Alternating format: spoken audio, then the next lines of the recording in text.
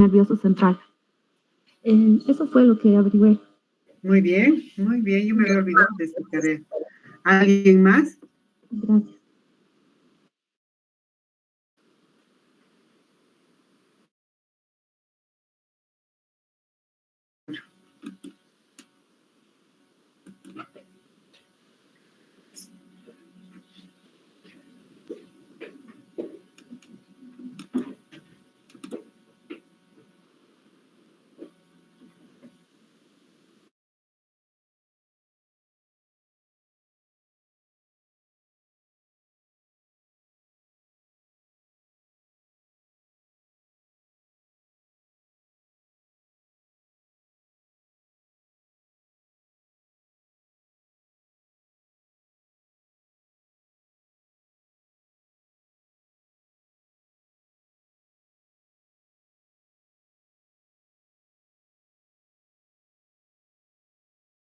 Doctora. Está mala la conexión, o sea...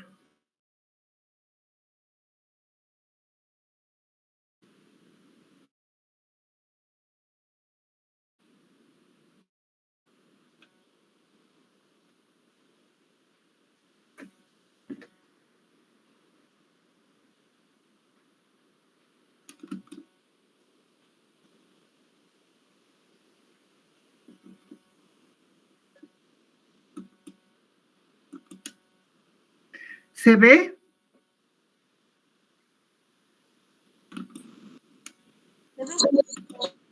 Sí, doctor. Sí.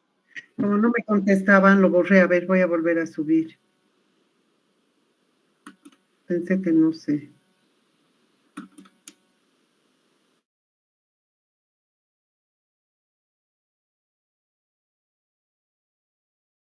¿Se ve ahora?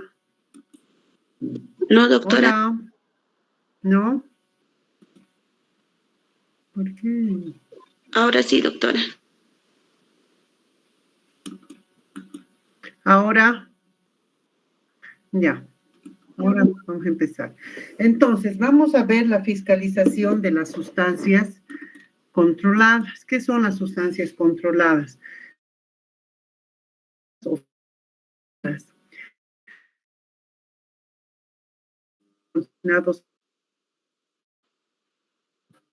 Las convenciones de estupefacientes y psicotrópicos.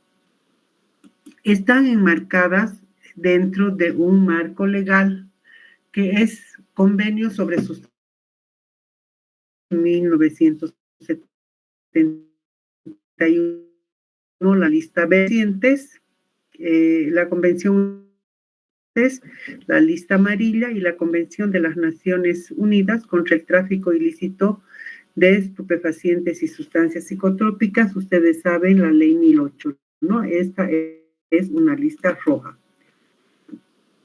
La ley 1008, dentro de la ley 1008 está el régimen de la coca y sustancias controladas. La ley, 1737, la ley del medicamento, que nos permite también incluir este tipo de sustancias. El decreto supremo 22099 y el reglamento a la ley 1008. También tenemos el decreto supremo que reglamenta la ley 1735 y las avalan varias resoluciones que, de acuerdo a lo que va pasando el tiempo, hay resoluciones que reflejan esas. ¿Cuál es el ciclo de la fiscalización? ¿A qué se hace la fiscalización?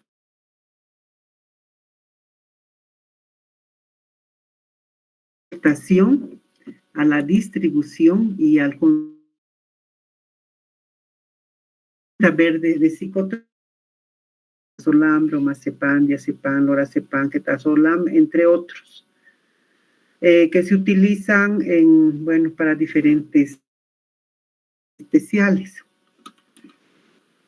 Estos están dentro de la lista verde. Dentro de la lista amarilla están los estupefacientes, el fentanil, la morfina, la codeína, la metadona, la oxicodona, el alfentanil, la petidina.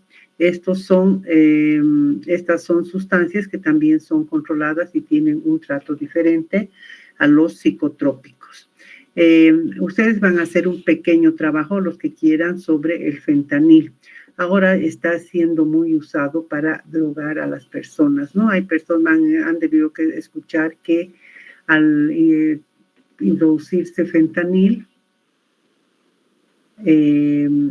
al organismo, hay como zombies que aparecen, ¿no? Aparecen como personas, como zombies, sobre todo en Estados Unidos. En el país todavía no ha llegado eso, pero está bien complicado. Así que, por favor, van a hacer un pequeño trabajo sobre el fentanil y aparte de que normalmente se utiliza en quirófano, ¿no? La lista roja, donde están los precursores. Tenemos la efedrina, la pseudoefedrina, la ergometrina, ergotamina, acetona, ácido sulfúrico, hidróxido de calcio, éter. Estos se utilizan sobre todo para extraer sustancias que son sustancias controladas también, ¿no? Peligrosas. Bueno, entonces la prescripción de estas sustancias tienen condiciones especiales. Sabemos que los medicamentos solo podrán ser prescritos por profesionales médicos, odontólogos y veterinarios. La receta se considera receta médica toda prescripción emitida por un profesional en medicina, odontología y medicina veterinaria con fines terapéuticos. Entonces tenemos, bueno, aparte de las recetas normales, tenemos la receta médica archivada. Esta receta debe consignar la prescripción específica de medicamentos psicotrópicos. Por ejemplo,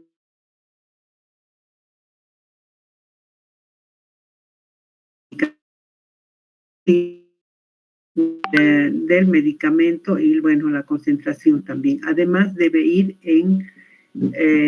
además del numérico, la prescripción en numérico tiene que ir literal. Además, tiene que consignar el nombre del médico, el teléfono y todos los datos, y la firma también, ¿no? La receta archivada es emitida por el médico y deberá ser numerada por el farmacéutico, pasando luego a ser archivada luego de la dispensación. ¿Qué pasa? Entonces llega la receta con un psicotrópico, se la numera y se la archiva. Se despacha el medicamento y se archiva esa receta.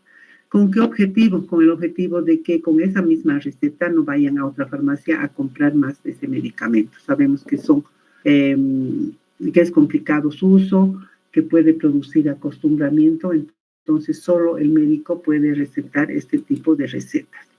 Ahora tenemos la receta médica valorada, que es para la prescripción de estupefacientes. Esta receta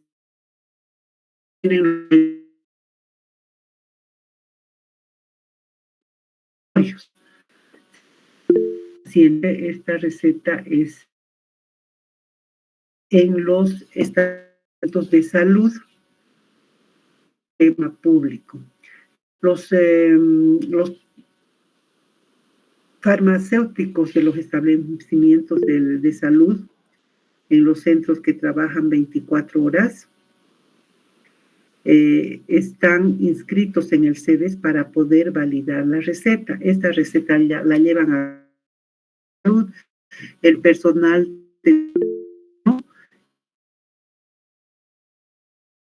y la manda a la farmacia privada, donde el paciente quiera, y de ahí puede comprar. Es valorada porque estas recetas las entregan en el CEDES. Entonces, los médicos tienen en sus consultorios, compran esto, ¿no? Y le cobran al paciente, y con esto van y abren en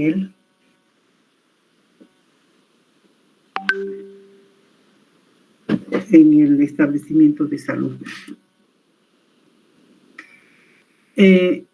Entonces, hemos dicho que tiene que estar el nombre del médico, el carnet de identidad, matrícula profesional, especialidad y también la institución. Esto pueden validar, en AGEMED, que es más difícil porque trabajan hasta las 2 de la tarde. y antes era en el CEDES, pero como les digo ahora es en cada establecimiento de salud donde existen farmacéuticos que están inscritos en el CEDES. La dispensación, se entrega el medicamento al paciente y en cuanto a los psicotrópicos, primero lo que hacemos es ver la prescripción, la entrega del medicamento, se enumera y se archiva. Los estupefacientes, bueno, se recibe la prescripción, se autoriza. Entonces, esta, la archivada, ¿qué se llama? Esta receta que de estupefacientes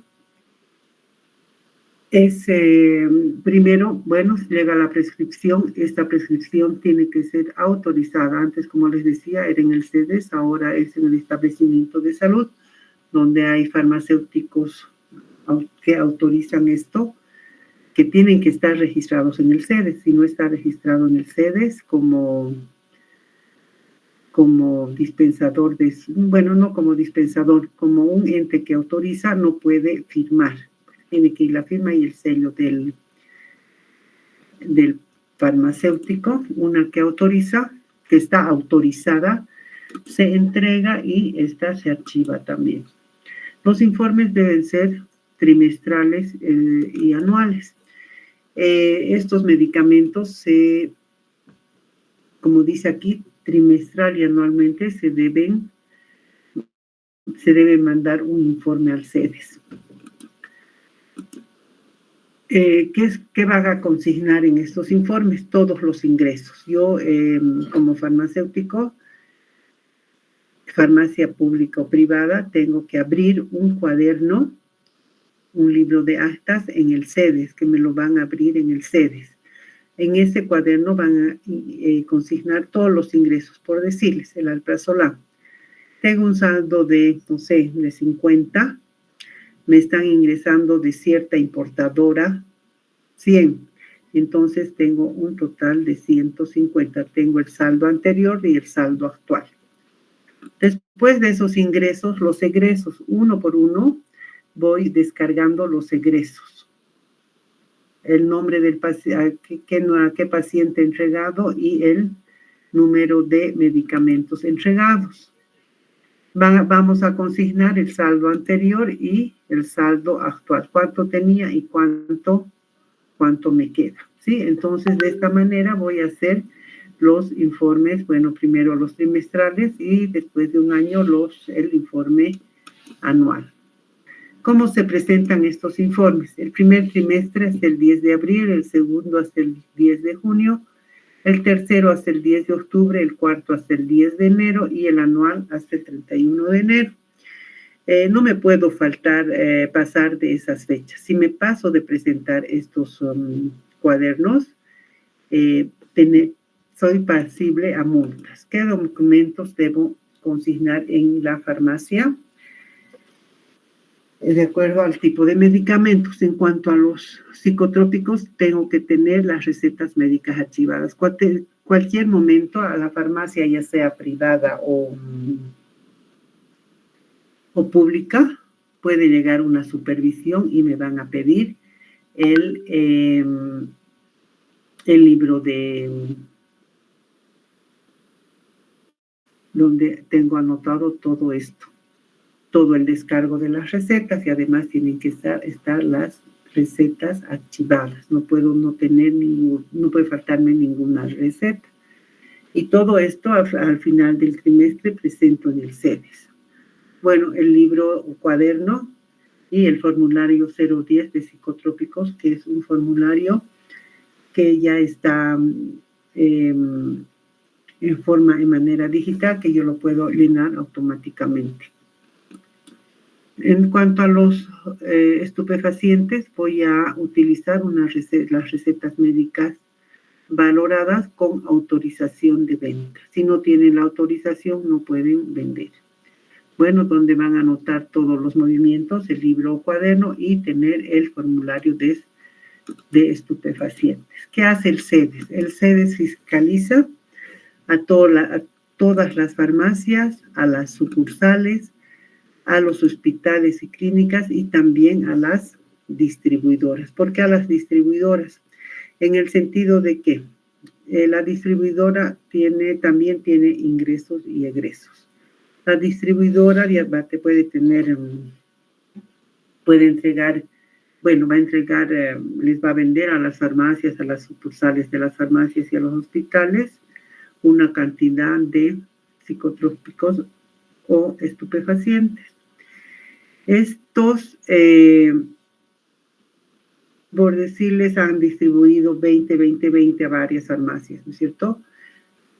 Esa farmacia va a ser su ingreso de los 20, o esa sucursal va a ser el ingreso de los 20. Y pueden hacer un cruce de datos, donde la distribuidora entrega a la farmacia, tiene que en la distribuidora hacer salida y en la farmacia entrada. De esa entrada van a ir restando lo que entreguen a los pacientes. ¿Me entienden? La GEMED, que es la Agencia Estatal del Medicamento y Tecnología en Salud, va a fiscalizar. ¿A quiénes va a fiscalizar? A los laboratorios farmacéuticos y a las importadoras. El mismo mecanismo, ¿no? ¿Cuánto tienen? ¿Cuánto entregan? Lo que han entregado tiene que...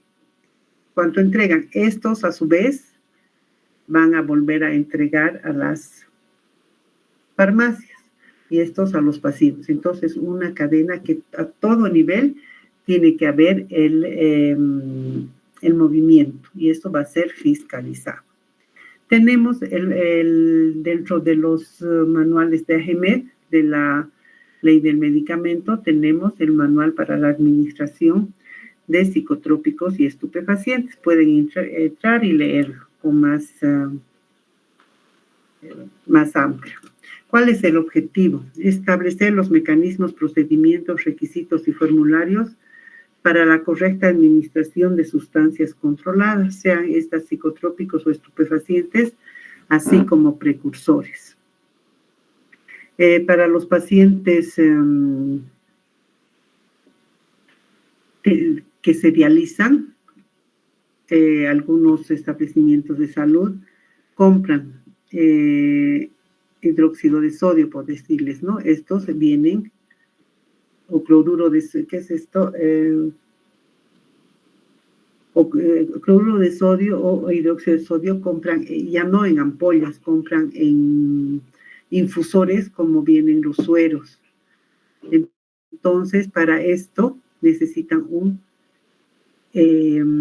permiso especial. Y es el mismo trato, ¿no? De que ingresan, egresan y tienen que dar razón de cómo han utilizado. ¿Cuál es el ámbito de aplicación? Laboratorios farmacéuticos, industriales farmacéuticos, importadoras, distribuidoras, sucursales y establecimientos farmacéuticos. A todo nivel tiene que realizar información. Infracciones y sanciones. Las infracciones administrativas, independientemente de lo establecido en otras normas vigentes de carácter específico, en materia de sustancias controladas, psicotrópicas y estupefacientes, serán sancionadas de acuerdo a la gravedad del caso, aplicándose a personas naturales o jurídicas según corresponda con las siguientes multas pecuniarias. La presentación extemporánea o fuera de plazo reglamentario del informe trimestral de los descargos de sustancias controladas con, primero, multa por incumplimiento de deberes formales equivalentes a 500 bolivianos, si la presentación fuera efectuada hasta 10 días de fenecido el plazo reglamentario. Multa por incumplimiento de 1.000 bolivianos si la presentación fuera efectuada después de los 20 días de fenecido el plazo. Multa de 1.500 si la presentación fuera efectuada después de los 30 días de fenecido el plazo. Y multa de 5.000 si no realizó la presentación de los informes. Entonces, si yo no manejo este tipo de medicamentos en mi farmacia, no tengo que aperturar el libro. Ahora, si no he aperturado el libro y me pillan con que tengo estupefacientes y psicotrópicos en mi farmacia y no estoy realizando los informes correspondientes, me van a multar, me pueden hasta cerrar la farmacia.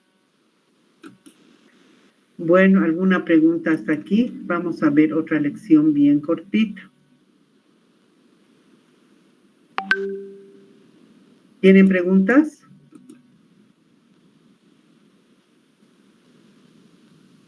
Doctorita, sobre eso de los cierres de las farmacias, igual se puede gestionar para volver a abrir o ya es definitivo, es como que te quitan el título. No, yo creo que sí se puede gestionar para volver a abrir, pero es un retroceso, pues, y gasto de dinero y pérdida de tiempo, ¿no? Pero hay que evitar esas multas. ¿Para qué correr riesgos? Si no abro el libro, si no aperturo el libro, no manejo esos medicamentos. La verdad que es más fácil no manejar esos medicamentos. Entonces no tengo problemas. Pero si una vez que si expendo esos medicamentos y no tengo el registro en el CD, es complicado. ¿Para qué? ¿No ven? Ahora vamos a ver algo más cortito o alguien quiere preguntar algo.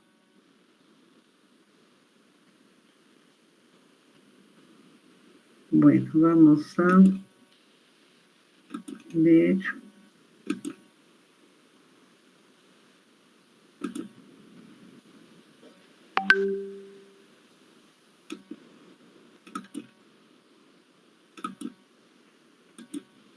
¿Se ve? Sí, doctora. Ya. Vamos a ver, ya les había hablado algo de los centros de información de medicamentos. Los centros de información de medicamentos son unidades donde seleccionan, analizan y evalúan las distintas fuentes de información de medicamentos que van a permitir una elaboración y comunicación de la información deseada.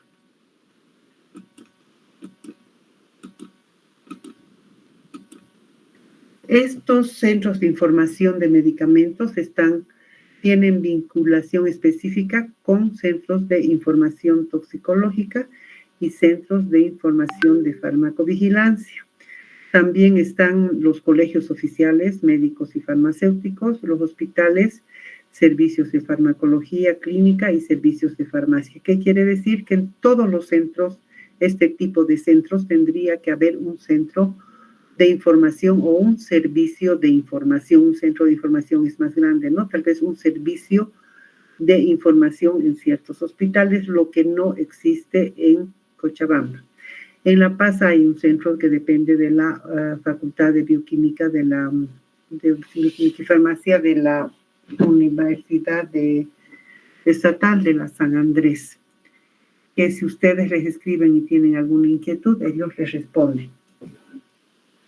Entonces, estos están vinculados a nivel internacional. Entonces, el Centro de Información de La Paz sacaba boletines, últimamente no me ha llegado ninguno, pero antes llegaba, y estos boletines eran gratuitos, entregaban con notificaciones nuevas, con nuevos, ¿qué se llaman? Nuevas moléculas que están siendo introducidas y varias cosas de ese tipo, pero tienen que estar atentos a cualquier pregunta, entonces eso pueden realizar si es que quieren. Toda esta vinculación nos puede dar información sobre medicamentos y también sobre problemas clínicos. ¿Cuáles son los objetivos de estos centros? Dar respuesta a las demandas de información sobre medicamentos de forma objetiva y en un tiempo útil. Yo propongo una pregunta al centro de información y tienen que darme no una cosa grande, no informarme, no una cosa amplia, tiene que ser en forma objetiva, clara, lo más concisa posible y en el tiempo útil, no para mañana. Yo necesito, si estoy haciendo una pregunta, necesito una respuesta en un tiempo prudente, ¿no? Que mañana o pasado. Otro objetivo es contribuir a una correcta selección y al uso racional de los medicamentos. Ya vamos a ver cómo se hace la selección de medicamentos y también vamos a ver algo sobre el uso racional de los medicamentos. ¿A qué se refiere la correcta selección? Cada establecimiento de salud va a hacer su selección de medicamentos, los que va a utilizar solo en el establecimiento de salud. Tiene que abarcar las especialidades que tiene. Por ahí el médico propone un medicamento X bien complicado que no se va a utilizar en el establecimiento de salud. Y más si piden y después el médico se va. Entonces, este centro de información nos puede apoyar en eso, ¿no? A ver, le preguntamos si va a ser, pues, si es necesario tener ese medicamento y en qué casos especiales se va a utilizar. Si no es relevante, ¿para qué lo vamos a seleccionar? Y bueno, promover una terapéutica correcta porque nos van a informar acerca del uso de ese medicamento. Tienen dos tipos de funciones. La información activa, que es iniciativa del centro y también realizan una actividad educativa y formativa.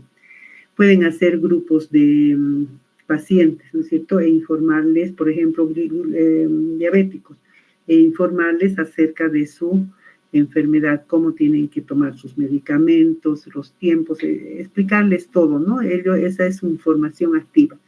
Y la información pasiva son demandas de información de los profesionales de salud, lo que el profesional de salud necesite. Demando la información y ellos me responden. ¿Cómo están organizadas las tareas del CIM? Existe el Departamento de Farmacología y Terapéutica, de Farmacia y Terapéutica. Hay la unidad de farmacovigilancia, el uso racional del medicamento y la unidad de información. A partir de estos, llevan las preguntas al Centro de Información de Medicamentos y hemos dicho que hay una información pasiva y la activa. La pasiva, consultas farmacéuticas, farmacoterapéuticas y consultas de información. Y la activa tenemos investigación, boletines farmacológicos, noticias farmacoterapéuticas y la red del Centros de Información de Medicamentos de Latinoamérica y el Caribe. Tenemos toda una red que están interconectados entre sí. ¿Cuáles son las funciones? Tenemos las actividades básicas, asesoramiento a comisiones para hacer la selección y establecimiento de los criterios de utilización de medicamentos, elaboración y mantenimiento de las guías farmacoterapéuticas. Entonces, ellos se ocupan de hacer eso, elaboración de fichas farmacoterapéuticas y edición de boletines de información de medicamentos. Entonces, constantemente se van elaborando cierto material, si se quiere, para ser entregado al personal que lo requiera. Entre las actividades asistenciales tenemos la resolución de consultas terapéuticas, informes complementarios a la solicitud de medicamentos de uso compasivo y de medicamentos extranjeros, programas de farmacovigilancia, programas de información de medicamentos al paciente. Entonces, a estos centros acuden tanto personal de salud como el propio paciente. Entonces, tienen que, de acuerdo al nivel del profesional y al paciente, tiene que ser diferenciada la información, ¿no? Y tienen que tener mucho cuidado de dar la información. Tipos de fuentes de información sobre medicamentos. Tenemos información relevante, válida, de obtención básica y rápida y otros un poco esfuerzo, ¿no? Siempre tiene que ser relevante, ¿no? No me sirve algo que no tenga importancia. válida, que tiene que ser veraz, ¿no? Que no me dé lugar a equivocación. De obtención rápida, como les decía, es el momento que necesito, no necesito para mañana. Y poco esfuerzo, que no me demande el esfuerzo, mucho esfuerzo hacer, sacar esta información. La información, el contenido, ¿qué debe haber? Tiene que estar el problema terapéutico de un paciente, la información sobre el fármaco o fármacos, e información sobre la selección de medicamentos para una enfermedad, síntoma o paciente. Esta es la terapéutica, ¿no? Entonces yo tengo que trabajar alrededor del paciente. Y el jefe del Centro de Información del Medicamento tiene que ser un farmacéutico, no puede ser cualquier persona. Tiene que ser personal que sabe de medicamentos, que maneja medicamentos, no cualquier persona, no un administrativo, no, tiene que ser un farmacéutico. Si piden información sobre un fármaco, tienen que informar propiedades generales, por ejemplo, la marca, medicamentos extranjeros, etcétera.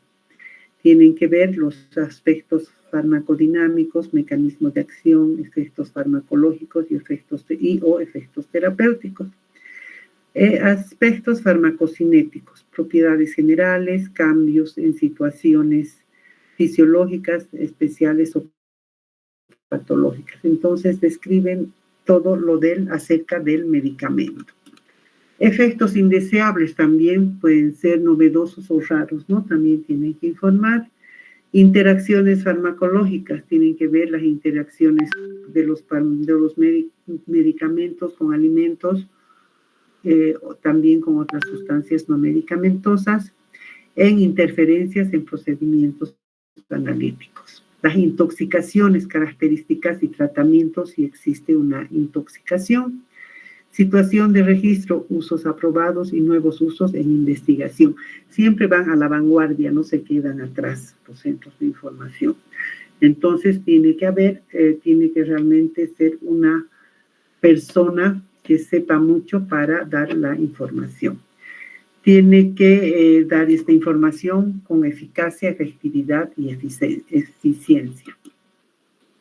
¿Qué fuentes de información tenemos?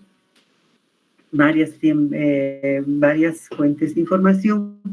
Según el soporte físico de información, tenemos medios impresos, revistas médicas y de farmacología clínica, generales o especializadas, libros de texto y libros especializados, otros materiales impresos, pueden ser monografías, informes técnicos, y también hay microfichas para visor óptico, ¿no? Para revisar más rápido. Ahora todo es a través de Internet, es más fácil. Pero eso no se en los centros de información.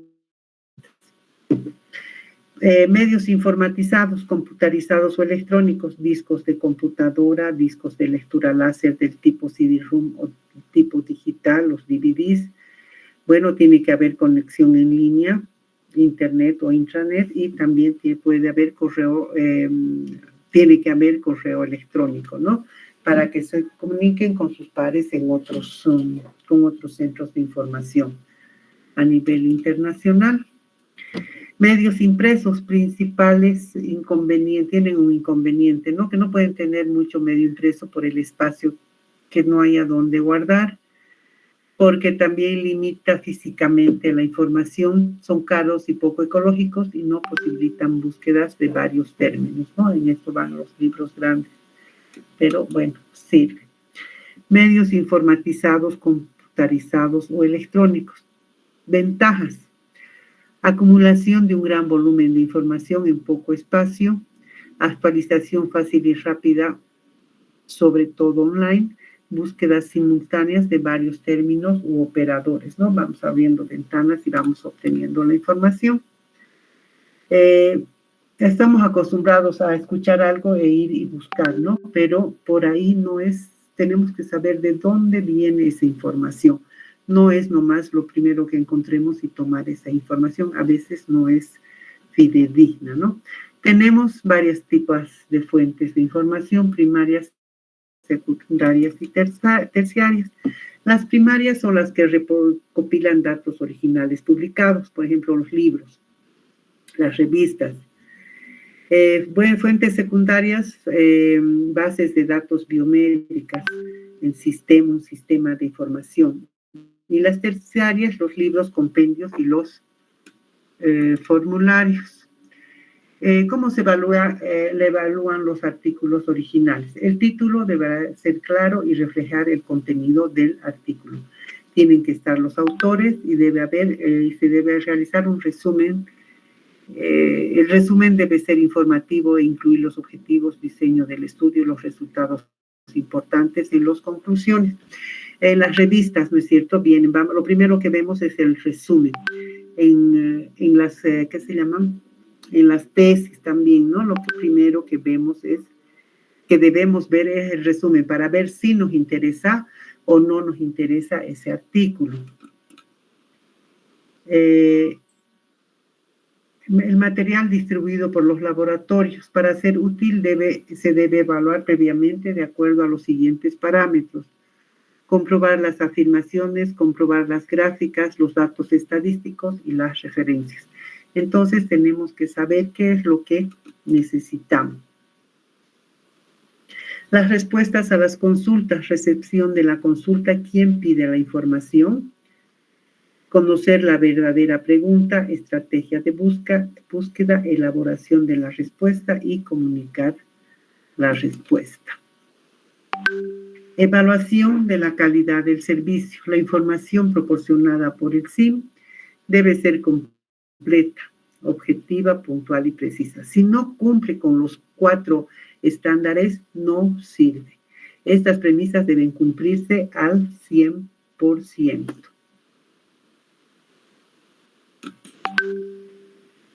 Métodos para la evaluación de las respuestas. Entonces, también una vez que emitimos las respuestas a través del centro de información, podemos hacer encuestas a las personas que han ido a consultar. Entonces, ¿cómo evaluamos el centro de información? Haciendo encuestas de satisfacción entre los usuarios, análisis de las consultas, qué es lo que se ha consultado más, revisión por un comité, revisión interna y evaluación telefónica. A través del SIM se debe promover una terapia racional. Esto es muy interesante, lo del SIM es muy interesante. ¿Alguna pregunta?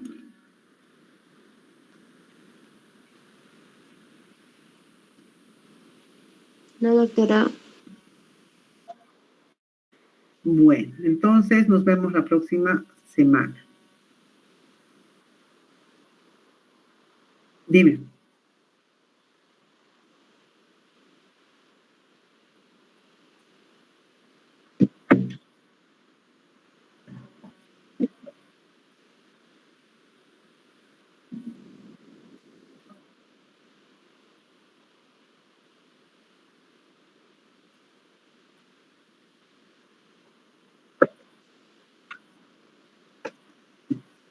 Según la ley del medicamento, no está permitido inyectar en las farmacias. No es nuestra profesión. La profesión para inyectar medicamentos es la de las enfermeras. Entonces, no debemos. Claro que podemos, pero no debemos. Porque nos pueden multar. De nada. ¿Algo más? Doctora, pero estos medicamentos que no necesitan prescripción médica. No te escucho. Hay medicamentos que no necesitan prescripción médica como los analgésicos. ¿Eso sí se puede inyectar? Tampoco. No se debe inyectar en la farmacia. Ahora, de contrabando, a veces en algunas farmacias te inyectan, ¿no? Pero corren peligro. Ha habido una ocasión que le inyectaron algo, no me acuerdo qué, a una pariente del señor Evo Morales. Y la señora murió.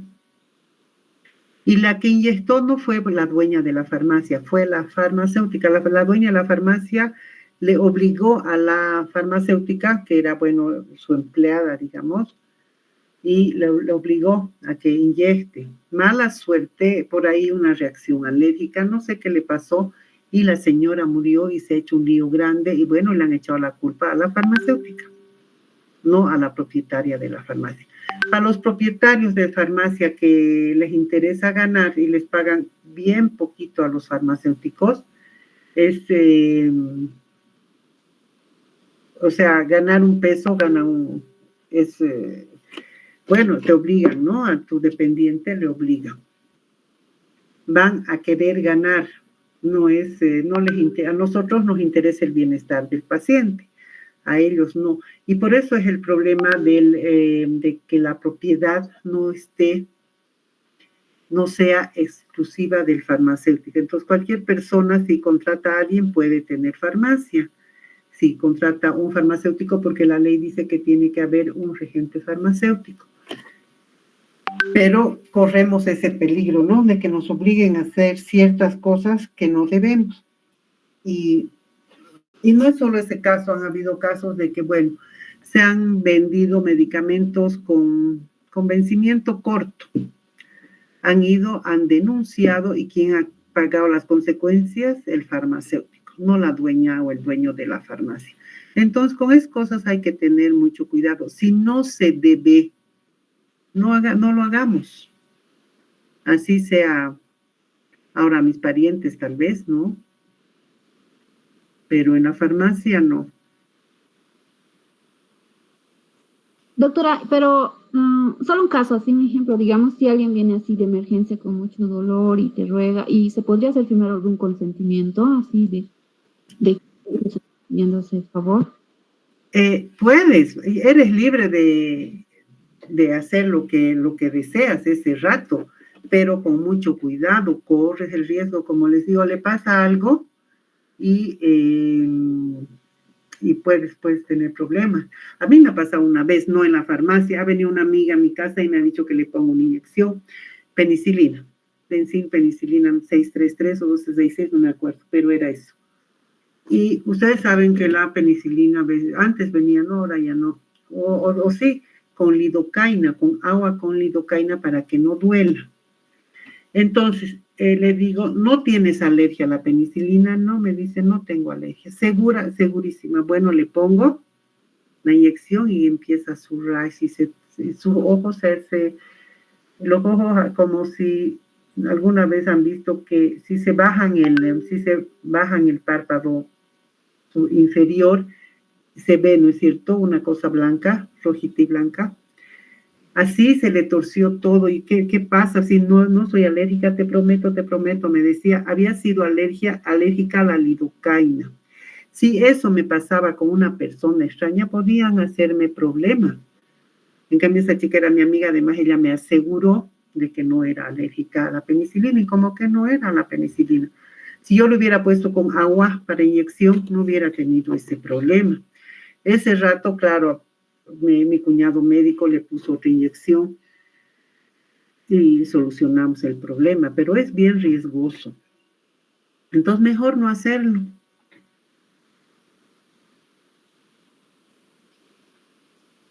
Bien, gracias, doctora. ¿Algo más? Doctora, una duda.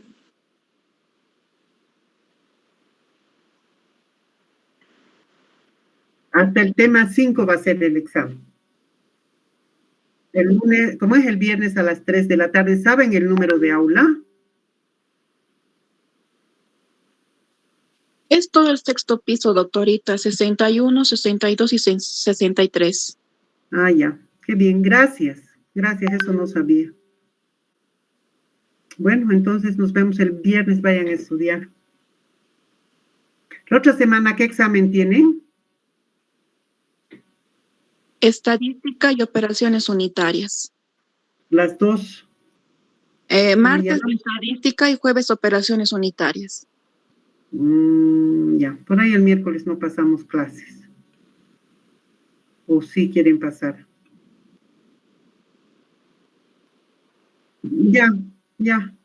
No pasamos entonces el miércoles clases. ¿Ya? El martes, doctorita. ¿El martes? No, gracias. Bueno, hasta luego, que les vaya bien, estudien. Hasta luego, doctora. Hasta Hasta luego, doctora. luego, que les vaya